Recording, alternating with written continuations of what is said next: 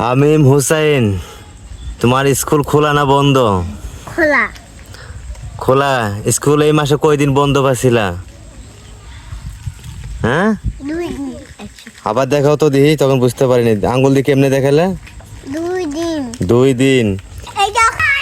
যায়। যায়। এই তুমি স্কুলে যাও? হ্যাঁ। ও বলতেছে যে আপুর স্যার আছে, আমার স্যার আছে না। ওর স্যার আছে না কেন? না, ও স্যার নাই।